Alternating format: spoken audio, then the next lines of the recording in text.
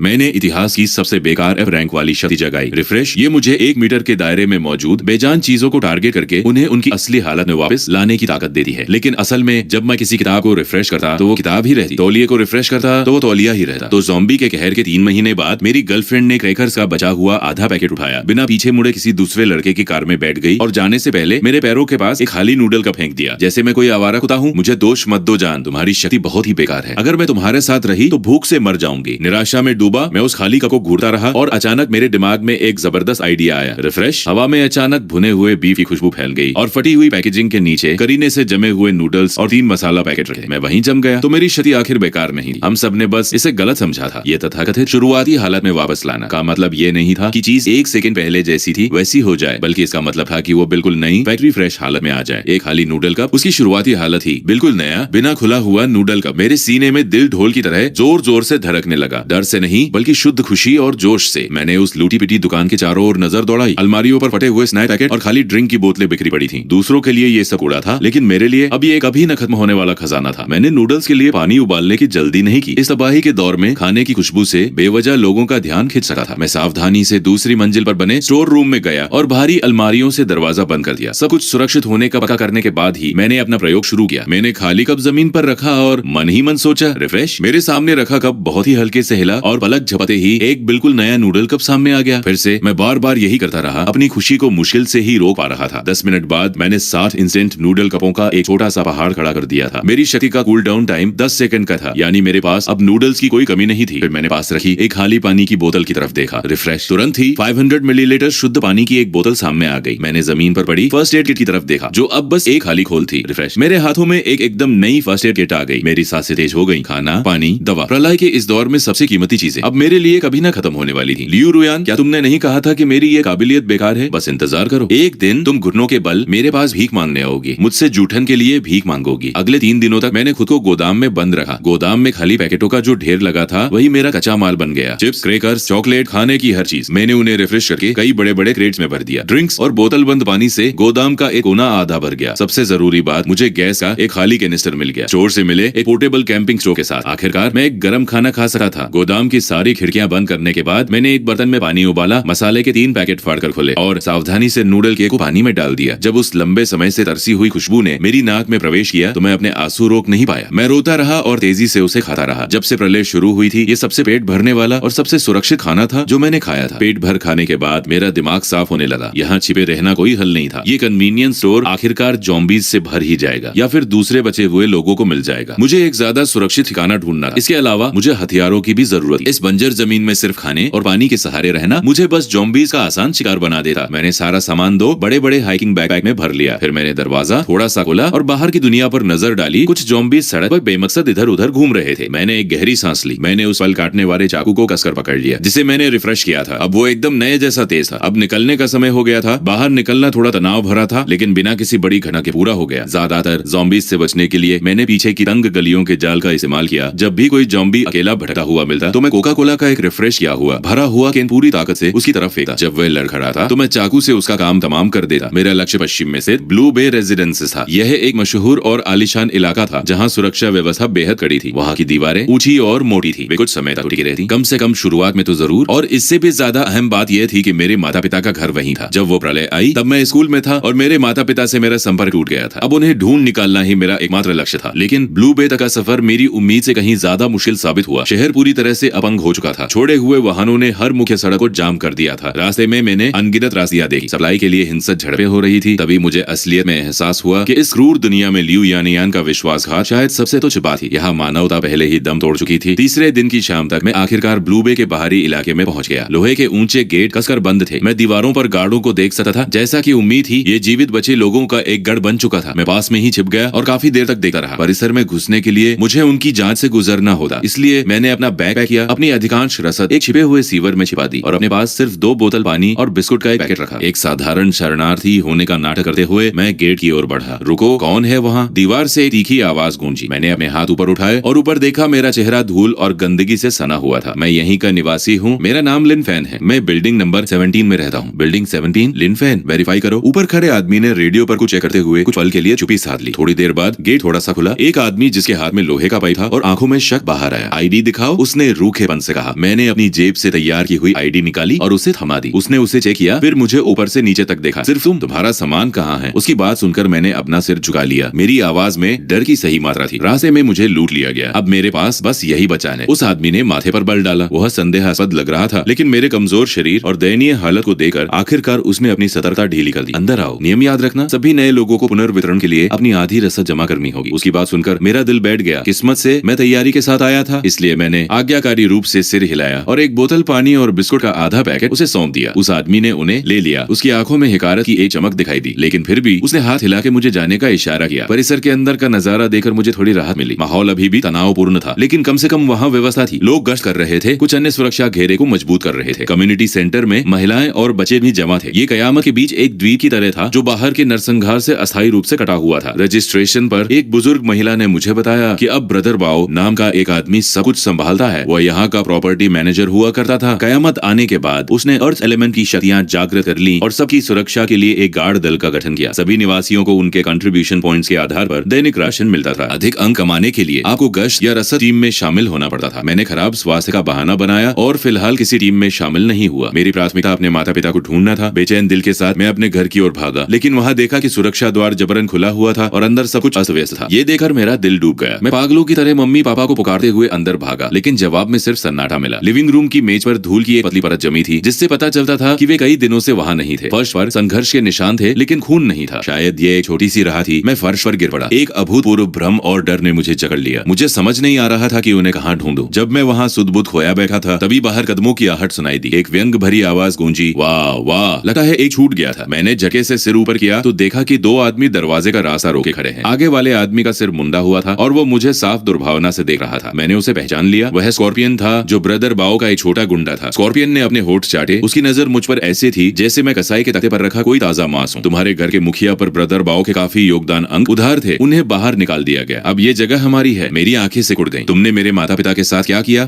बस बाहर निकाल दिया। इस कयामत में निकम्मों के साथ यही होता है, लेकिन तुम काफी काबिल लगते हो। अगर तुम हमारे साथ रहने और हमारे छोटे मोटे काम करने के लिए तैयार हो तो हम तुम्हें यहाँ गुजारा करने देने के बारे में सोच सकते हैं। मैं कितना भूला था। सोच रहा था कि ये जगह एक सुरक्षित पनाहगाह है। पता चला कि यहाँ भी वही जंगल का कानून है। जैसे जैसे वे करीब आए, मेरा हाथ चुके से मेरे बैग की साइड पॉकेट की ओर बढ़ा। अंदर एक फलों वाला चाकू था, जिसे मैंने चमकती धार तक तेज किया था। लेकिन जैसे ही मैं अपनी जान की बाजी लगाने के लिए तैयार हुआ, दरवाजे से एक ठंडी महिला आवाज ने सब कुछ रोक दिया। रूक स्कॉर्पियन और उसके आदमी बीच में ही ठिठक गए। जब उन्होंने देखा कि वो कौन है, तो उनकी मुस्कुराहट तुरंत गायब हो गई। उसकी जगह चापलूसी भरे सम्मान ने ले ली। दरवाजे पर खड़ी महिला ने काले रंग के कॉम्बैट गियर पहने थे। उसके हाथ में एक तलवार थी, जिसकी ब्लेड पर अभी भी गहरे लाल रंग के धब्बे थे। उसके पीछे उतने ही शक्तिशाली दिखने वाले टीम के सदस्य थे। मैं उसे जानता था। ये शेन लिंग थी, गार्ड की सबसे मजबूत लड़ाकू, टुकड़ी ब्लेड की कप्तान। अफवाह थी कि उसने एक दुर्लभ मेटल टाइप की क्षमता हासिल कर ली है। उसकी ताकत अथाह थी। वो ब्रदर बाओ का सबसे भरोसेमंद हथियार थी। शेन लिंग ने स्कॉर्पियन को नजरअंदाज किया और उसकी आंखें मुझ पर टिक गईं। उसने सपाट आवाज में पूछा, यहाँ क्या हो रहा है? मैंने इस मौके को लपत लिया और फौरन कहा, ये लोग मुझे डराने धमकाने की कोशिश कर रहे हैं। ये सुनकर स्कॉर्पियन का चेहरा पीला पड़ गया और वो सफाई देने के लिए आगे बढ़ा। कैप्टन शेन, इसकी बकवास मत सुनिए। इसके माता पिता पर योगदान अंक उधार थे। हम बस संपत्ति वापस लेने आए हैं। क्या संपत्ति वापस लेने के लिए तुम दो लोगों की जरूरत है और दरवाजा रोकर खड़े होने की? शेन लिंग की आवाज ऊंची नहीं थी, फिर भी उसमें पूर्ण अधिकार और दबदबा था। यहाँ से दफा हो जाओ अभी। स्कॉर्पियन ऐसे भागा जैसे उसे मौत की सजा से माफी मिल गई हो। वह घबराहट में अपने आदमियों को भी घसीटे हुए ले गया। खतरा टलते ही मेरा तना हुआ शरीर ढीला पड़ गया और मैं लगभग गिर ही पड़ा। शेन लिंग ने मुझे गौर से देखा। उसके माथे पर हल्की सी शिकन उभरी। आगे से उस भीड़ से दूर रहना वह स्पष्ट रूप से इस मामले में और नहीं पड़ना चाहती थी। वो जाने के लिए मुड़ी, तभी मैंने उसे रोकने के लिए आवाज दी, कैप्टन शेन, क्या आपको पता है कि वे मेरे माता पिता को कहाँ ले गए हैं? उनका नाम लिमे जियांगू और वांग शुमेई है। शेन लिंग ने कुछ पल सोचा, फिर उसे कुछ याद आया। ब्रदर बाओ ने उन सभी लोगों को जिनके पास कोई अलौकिक शक्ति नहीं है और उन बुजुर्गों और दिव्यांगों को जो भारी श्रम नहीं कर सकते, नॉर्थ गेट के बाहर बनी एक पुरानी फैक्ट्री में भेज दिया है। वो इसे कुदरत को अपना फैसला लेने देना कहते हैं। मेरा दिल बैठ गया। वैसे सुनसान फैक्ट्री, न खाना न सुरक्षा, यह तो मौत का इंतजार करने जैसा ही था। शेन लिंग के जाते ही मैंने तुरंत दरवाजा बंद कर लिया। मुझे उतर द्वार वाली फैक्ट्री तक पहुंचना ही था। मुझे अपने माता पिता को ढूंढना था, लेकिन पहले मुझे ताकत की जरूरत थी। मैंने अपने बैग से एक चॉकलेट बार निकाली और ऊर्जा के लिए उसे जल्दी से खा लिया। तभी मेरी नजर उस लोहे के पाइप पर पड़ी जिसे स्कॉर्पियन छोड़ गया था। वो जंग लगा और थोड़ा मुड़ा हुआ था। मैंने उस पर अपना हाथ रखा और उसे रिफ्रेश कर दिया। देखते ही देखते एक बिल्कुल नया चमकता हुआ स्टील का पाइप मेरे हाथ में था। लेकिन इतना काफी नहीं था। मैं रसोई की ओर भागा और मुझे अपने पिता की पुरानी आउटडोर सर्वाइवल किट मिल गई। उसके अंदर एक मिलिट्री शोवल, एक कुल्हाड़ी और एक खंजर था। वे सभी इस्तेमाल न होने के कारण कुंद पड़ चुके थे। मैंने उन तीनों हथियारों को रिफ्रेश किया, जिससे वे तुरंत बिजली की तरह तेज धार वाले हो गए। रात होते ही मैं गार्डों की शिफ्ट बदलने के दौरान दौरान चुपके से बाहर निकल गया और खामोशी से उत्तर द्वार की ओर बढ़ गया। यह मुख्य द्वार की तुलना में बहुत अधिक उजाड़ था। वहाँ सिर्फ 2 गार्ड उबासी लेते हुए पहरा दे रहे थे। मैंने उन्हें सतर्क नहीं किया। इसके बजाय मैंने निगरानी कैमरों का एक ब्लाइंड स्पॉट ढूंढा। अपनी रिफ्रेश की हुई नई रस्सी का उपयोग करके मैं आसानी से 3 मीटर ऊंची दीवार फांद गया। दीवार के उस पार बंजर जमीन थी। दूर मुझे वो फैक्ट्री दिखाई दे रही थी जो एक शांत लोहे के देते की तरह खड़ी थी। हवा में सड़न की दुर्गंध थी। अंधेरे में कभी कभी ज़ोंबियों के गुर्राने की आवाज गूंज उठती थी। मैंने पाए को मजबूती से पकड़ा और झुककर तेजी से फैक्ट्री की ओर बढ़ने लगा। लेकिन जैसे जैसे मैं फैक्ट्री के पास पहुंचा, ज़ोंबियों की संख्या बढ़ती गई। मैं एक ढहती हुई दीवार के पीछे छिप गया। फैक्ट्री के गेट पर कम से कम 1 दर्जन ज़ोंबी जमा थे जो किसी शोर की वजह से वहां खींचे चले आए थे। वे पागलों की तरह फैक्ट्री के बंद लोहे के गेट को पीट रहे थे, जबकि अंदर से दबी कुचली चीखें सुनाई दे रही थी। मेरे माता पिता वहीं अंदर थे। मैं बेचैन हो उठा, लेकिन मेरे दिमाग ने चेतावनी दी कि जबरदस्ती अंदर घुसना ठीक नहीं होगा। मैंने अपने आसपास का मुआयना किया और फैक्ट्री के बगल में ऊंची खिड़कियों की एक कतार देखी जो जमीन से लगभग 4 मीटर ऊपर थी। शायद मैं वहां से घुस सका। फैसला लेते ही मैं हरकत में आ गया। मैंने एक पत्थर उठाया और उसे पूरी ताकत से दूर खड़ी एक पुरानी कार की ओर फेंका। वो शीशे से टकराया और एक जोरदार दरार की आवाज हुई। उम्मीद के मुताबिक गेट पर खड़े ज़ोंबी उस तरफ आकर्षित हुए और धीरे धीरे उस आवाज की ओर बढ़ने लगे। मौका पाकर मैं फैक्ट्री की दीवार की तरफ भागा। मैंने अपने बैग से एक रस्सी निकाली जिसके एक सिरे पर चढ़ने वाला कांटा बंधा था। मैंने उसे जोर से घुमाकर फेंका। कांटा खिड़की की चौखट में मजबूती से फंस गया। मैंने एक गहरी सांस ली और फुर्ती से रस्सी के सहारे ऊपर चढ़ गया। खिड़की से अंदर कूदकर मैंने फैक्ट्री के फर्श पर रोल किया। वो एक विशाल प्रोडक्शन फ्लोर था जो जंग लगी मशीनों और बिखरे हुए पुर्जों से भरा था। टूटी हुई छत से चांदनी की हल्की किरणें छनकर आ रही थी। वर्कशॉप के दूसरे छोर से सुबकने और बहस करने की दबी हुई आवाजें आईं। मैं सावधानी से आवाजों का पीछा करने लगा। फेंकी गई मशीनों से घिरे एक कोने में मैंने दर्जनों जीवित बचे लोगों को देखा, जिनमें ज्यादातर बुजुर्ग और बच्चे थे। मैंने तुरंत उनके बीच अपने माता पिता को पहचान लिया। वे कोने में दुबके हुए थे। मेरी माँ अपने घुटनों को पकड़कर चुपचाप रो रही थी, जबकि मेरे पिता ने उन्हें कसकर पकड़ा हुआ था और उन्हें सांत्वना दे रहे थे। मेरे आंखों में तुरंत आंसू भर आए। मेरे गले से एक चीख निकल गई। मेरी आवाज सुनकर सब चौंक गए और सबकी निगाहें मेरी तरफ मुड़ गईं। मेरे माता पिता का सिर झटके से ऊपर उठा। जैसे ही उन्होंने मुझे देखा, उनके चेहरे सदमे से बदलकर शुद्ध खुशी में बदल गए। मेरी माँ चिल्लाई और दौड़कर मेरी ओर आई। कयामत के इस दौर में हमारा 3 लोगों का परिवार एक दूसरे के गले लगकर रो पड़ा। मिलन की इस खुशी ने सारे डर और चिंता को धो दिया। लेकिन जल्द ही एक कड़क आवाज ने उस भावुक पल को चकनाचूर कर दिया। ओए, तुम कहाँ से आए? एक चेहरे पर निशान वाला स्कार फेस्ड आदमी आगे आया, जिसके पीछे कई हटे कटे युवक थे। साफ था कि यहाँ का नेता वही था। उसकी लालची नजरें मेरे कंधों पर टंगे भारी बैग पर टिकी थी। हिम्मत तो है तुझमें बचे, यहाँ तक अकेले पहुंच गए। इस बैग में क्या है? इसे खोलो, जरा हम भी देखें। मैं अपने माता पिता के सामने खड़ा हो गया और ठंडी नजरों से उसे घूरने लगा। ये मेरा है। तेरा? स्कार उपहास से हंसा। यहाँ किसी का कुछ नहीं है, सब मेरा है। अगर अपनी भलाई चाहते हो तो बैग मेरे हवाले कर दो, वरना। उसने अपनी माचिस लहराई। धमकी साफ थी। उसके गुंडे शिकारी की तरह मुझे घेरते हुए पीछे से करीब आ गए। इन लोगों द्वारा यहाँ खदेड़े गए बुजुर्ग और कमजोर लोग खामोश गुस्से से उबल रहे थे, लेकिन वे सिर्फ दया भरी नजरों से देख सकते थे। ये देखकर मेरे पिता ने मुझे अपने पीछे खींच लिया और स्कार को देखकर एक मजबूर मुस्कान दी। साहब, मेरा बेटा अभी नासमझ है। उसके बैग में बस थोड़ा सा खाना है, आप सब ले लीजिए, बस उसे चोट मत पहुंचाना। बहुत देर हो चुकी है, स्कार ने घृणा से कहा। अब मुझे सिर्फ बैग नहीं, इसकी जान चाहिए। जैसे ही उसने अपनी बात पूरी की, स्कार मुझ पर झपटा। मेरी आंखों में एक ठंडी चमक औंधी। पीछे हटने के बजाय मैं आगे बढ़ा। मेरा स्टील का पाइप एक सटी कोण पर घूमा और सीधे उसकी कलाई पे जा लगा। एक जोरदार चखने की आवाज गूंजी। स्कार की कलाई एक डरावने कोण पर मुड़ गई थी। सब सुन रह गए। किसी ने उम्मीद नहीं की थी कि ये दुबला पतला दिखने वाला लड़का पलटकर हमला करेगा। दर्द के मारे स्कार पसीने पसीने हो गया। उसका चेहरा विकृत हो गया और वो दहाड़ा, तूने मुझे मारा, पकड़ो इसे, इसे पकड़ो, मैं इसे मौत की दुआ मांगने पर मजबूर कर दूंगा। गुंडे होश में आए और चिल्लाते हुए मुझ पर टूट पड़े। मैंने अपना बैग माता पिता की ओर फेंका और बचाव के लिए पाइप उठा लिया। एक गुंडे ने मुझ पर लकड़ी का डंडा चलाया। मैं तरफ झुका और अपनी कलाई घुमाई। मेरे पाइप का दूसरा सिरा सीधे उसके जांघ के बीच लगा। वो तुरंत चीखा और दोहरा होकर गिर पड़ा। मेरी कोई भी हरकत बेकार नहीं जा रही थी। हर वार सीधे उनके नाजुक जोड़ों पर पड़ रहा था। खुद को बचाने के लिए उतना काफी था। उन्हें जिससे सबसे ज्यादा डर लग रहा था वो था मेरा अंतहीन सेमिना दमखम। 2 लोगों को ढेर करने के बाद बाकी गुंडे बुरी तरह डर गए और आगे बढ़ने की हिम्मत नहीं जुटा पाए। स्कारफेस अपनी टूटी कलाई थामे सदमे और गुस्से से मुझे देख रहा था। कौन हो तुम? क्या तुम भी कोई एबिलिटी यूजर वाले हो? मैंने उसे कोई जवाब नहीं दिया, बस उसे अपनी बर्फीली नजरों से घूरता रहा। कयामत के इन महीनों में मैंने जो भी दुख झेला था वह इस समय शुद्ध क्रोध बनकर धधक उठा था। जाओ यहाँ से वरना मरो। मेरी इस बेरहमी ने सबको दंग कर दिया। स्कारफेस के चेहरे के भाव बदलने लगे। उसने उम्मीद नहीं की थी कि वो इतने खतरनाक इंसान से भिड़ जाएगा। लेकिन जब यह गतिरोध चल ही रहा था तभी अचानक फैक्ट्री का लोहे का गेट एक कान फाड़ देने वाले धमाके के साथ गूंज उठा। उसके बाद दूसरा, फिर तीसरा। ये सुनते ही भीड़ में भगदड़ मच गई। बाहर के जो भी गेट को तोड़ रहे थे, क्या हो रहा है? ये जो भी अचानक पागल क्यों हो गए? डर जंगल की आग की तरह फैल गया। स्कारफेस के पास अब इन सब के लिए समय नहीं था। वो अपने गुंडों के साथ मिलकर अपने शरीर और कचरे के ढेर से मुड़ते हुए गेट को सहारा देने लगा। लेकिन जोम्बी बहुत ज्यादा थे। टक्करों की वजह से गेट बुरी तरह पिचक गया था और उसकी कुंडी तनाव के कारण चरमरा रही थी, जो किसी भी पल टूटने वाली थी। हर कोई निराशा में डूब गया। मेरे माता पिता डर के मारे कांप रहे थे और मेरा हाथ कसकर पकड़े हुए थे। मैंने एक नजर डाली। वह एक पुराना जंग लगा लोहे का गेट था। मेरे मन में एक साहसी विचार आया। फिर स्टील का पाइप थमे हुए सबकी हैरान नजरों के के बीच मैं गेट की ओर बढ़ा। तुम क्या कर रहे हो? अपनी जान गवा बैठोगे? गेट को सहारा देने वाले गुंडों में से एक मुझ पर चिल्लाया। मैंने उसे अनसुना कर दिया और अपनी हथेली सीधे उस ठंडी जंग लगी धातु पर रख दी। फिर जब सब अविश्वास से देख रहे थे, एक चमत्कार हुआ। वो पिचा चुका टूटा फूटा लोहे का गेट जैसे समय खुद पीछे मुड़ गया हो, धीरे धीरे चिकना होने लगा, यहाँ तक कि उसका मुड़ा हुआ फ्रेम भी सीधा हो गया। महज कुछ ही सेकंड में उनके सामने एक चमकता हुआ स्टील का दरवाजा खड़ा था। जोम्बियों के हमलों के बावजूद दरवाजा मजबूती से टिका रहा और अब सिर्फ धीमी आवाजें आ रही थी। पूरी वर्कशॉप में मौत जैसा सन्नाटा छा गया। हर कोई मुझे बहुत चका होकर देख रहा था। स्कारफेस का मुंह खुला का खुला रह गया। वह अपनी टूटी कलाई का दर्द भी भूल गया। उसने मेरी तरफ इशारा करते हुए हकलाते हुए कहा,